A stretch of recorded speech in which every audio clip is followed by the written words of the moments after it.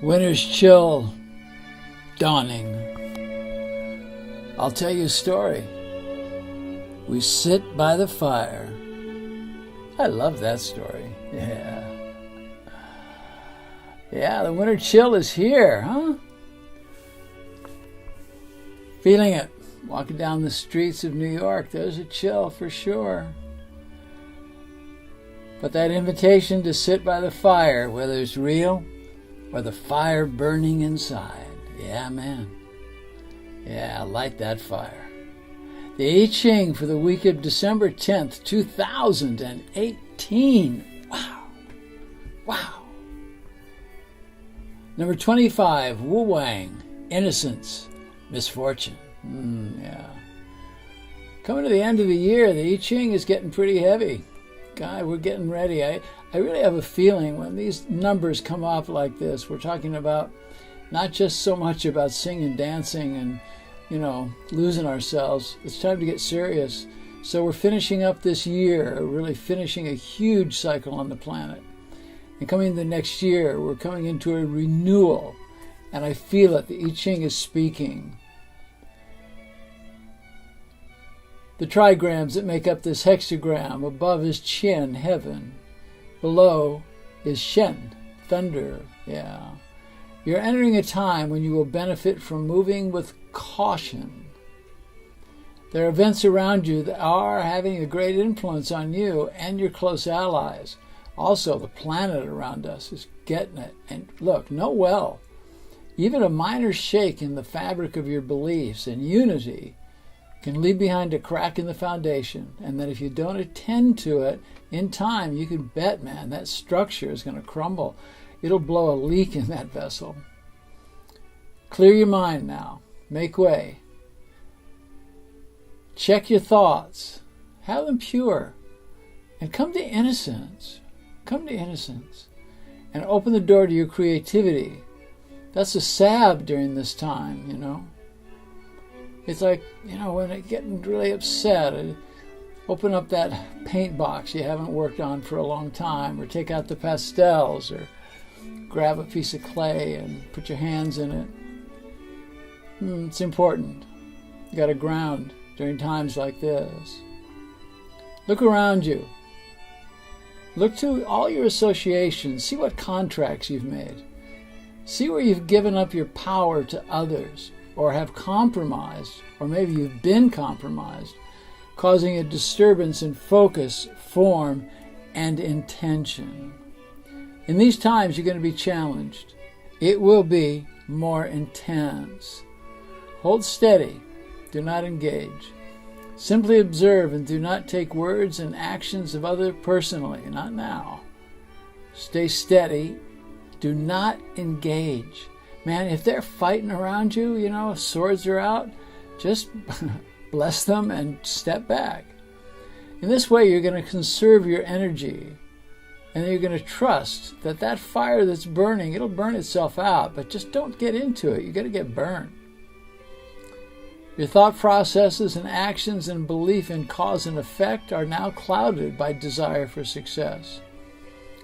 If you try to have influence or to manipulate others, the universe is not going to bring substantial good fortune. If you do make progress in this way, it's not going to lead to happiness. It won't last. But even if it does last, what you get is going to be tainted. It's going to be toxic. I mean, how many times have you seen that happen? People manipulate for some kind of gain, either to get a job, get a person, make more money. But when they get it, they're not happy. It causes people to get caught in a negative storm, this lust for power, this storm of greed. Right now, there is a time of misfortune, and it will happen. But the idea is just to let it happen. Know it'll pass. Don't try to intervene. If you do, it's going to make other kinds of trouble on the path. You've been all right, man. You looked into the future. You projected on the future correctness, that if you make these corrections, the prize will be yours. Say it's a prize of recognition, appreciation, loyalty, abundance, Going with that belief, the effect rising from the cause, is not the point. It is not that you cannot have these things. You can. It is the projection of the future, the ego, that's blocking you or will block you from tapping into the success gained through the creative, capital C. The call now is to be spontaneous. Move with resolute confidence in who you are and what you desire. The beneficial action now is disentangling and releasing any ties that have bound you to your past influences and to outmoded ways of action, ways of thinking, old patterns that just don't work anymore. In any movement, it's health, commerce, relationships, so just be confident that you're coming from a place of benefit for all. In this, the universal energies will see it, recognize it, and bring you good fortune. And in turn, you'll get peace of mind. The ego. Ooh. Look, the ego's not all bad. The ego keeps us going at a certain level, but there is this negative, this terrible part of the ego, the dark side of the soul, that has you look into the future and see all the shiny things that represent success. You see the smartest, the most correct ways to move, right? In other words, what you see is that you will become cool. This is the ego, attempting to command you to move swiftly towards your goals, come hell or high water. Don't do it, man, because if you do that and you disregard the spiritual strength of the light side of the soul, your strength now is going to come from the creative. It is not going to come from moving in that manner. Moving towards your goal in a straight line is taking you out of the present. You do not see the new growth, the potential that surrounds you.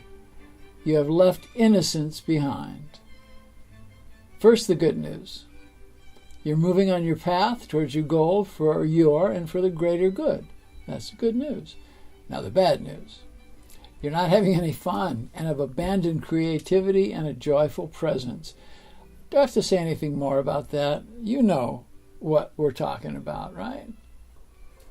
In order to achieve the goals you envision, you will benefit by maintaining correctness on your correction of negative influences as you move on the path. But this path is not the straight and narrow that the ego would have you believe it is. The path is wide, it's joyous, it's sexy, it's fun. There's much to see and experience on the way. You may have forgotten this. It's not the goal, it is the journey. And that is the truth. And the journey, if joyous, will remain and generate positivity in your very DNA. Yeah. Stop worrying about what might happen along the way. That's blinding you from what's happening. In innocence, joy resides. Stop trying to impress. Stop trying to look good at what you are doing. You're making things too complex. Be simple. Simplify the journey. Looking to the future and trying to plan for every contingency will only sap the energy you require to receive the love, the abundance, and the joy that you deserve. Limit your thoughts and plans to making the journey peaceful and efficient and joyful. Make the agreement with the self, right? You're going to write new contracts, right, with yourself. But the rest of your living days will be your art. The art of living. Make it your art. Sculpt it. Paint it. Be outrageous.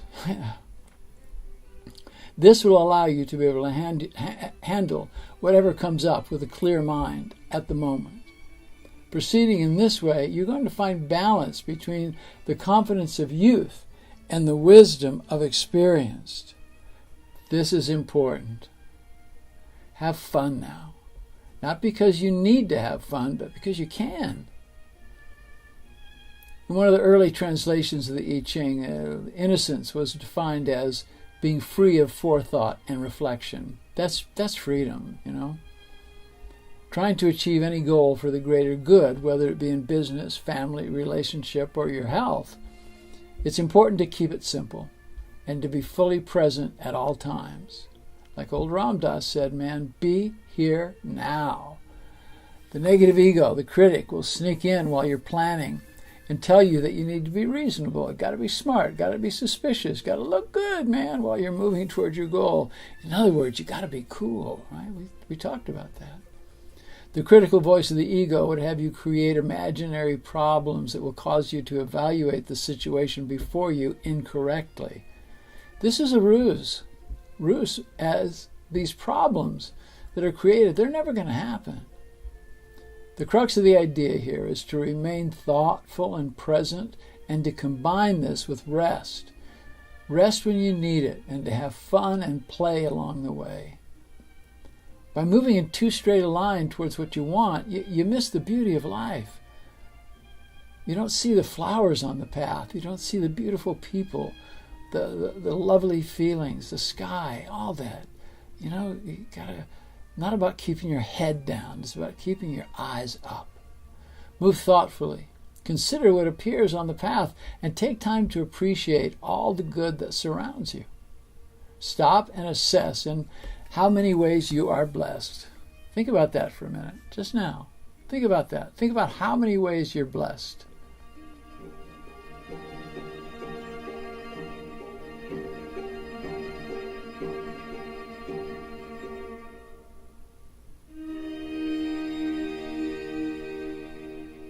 Yeah, it might be the love of family or friends, might be the bird that sings, might be an animal you love, or the sight and the fragrance of the flowers that you find along the way.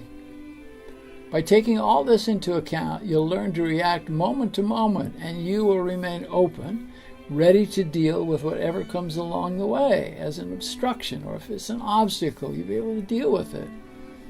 Let go of trying to get approval from others. Big one. That's the negative ego. It's the dark side of the soul trying to slow you down, to keep you from fully appreciating the beauty of this life. With proper measure of having good rest, having good fun, you'll have a clear mind, ready to handle with equanimity both the good and the bad, and the ugly. The journey, not as treacherous as you might sometimes think it is.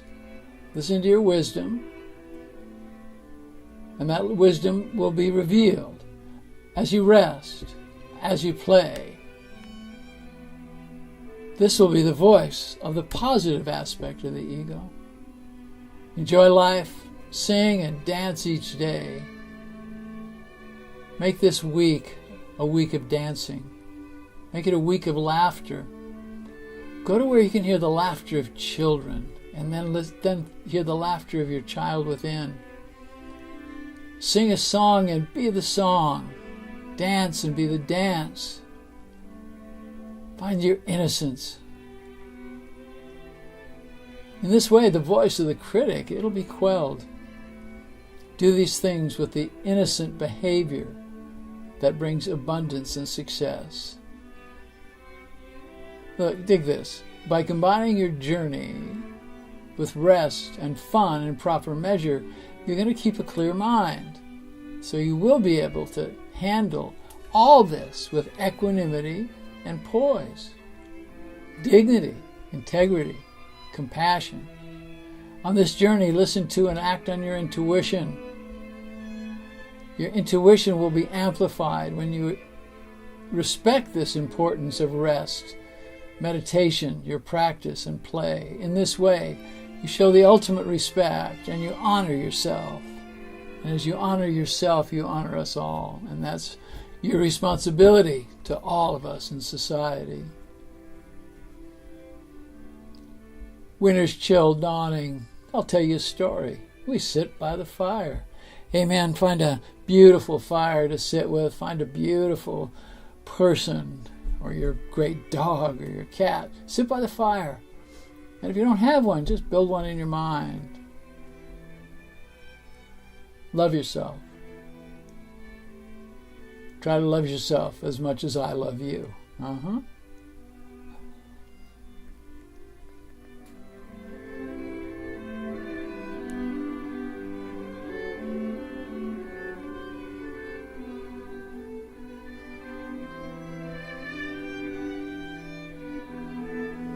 In Lakesh Alakin. I am the other you. And I like it that way. Namaste, my goddess sisters. Namaste, my heroic brothers. Honor each other with love, light, and joy. Namaste.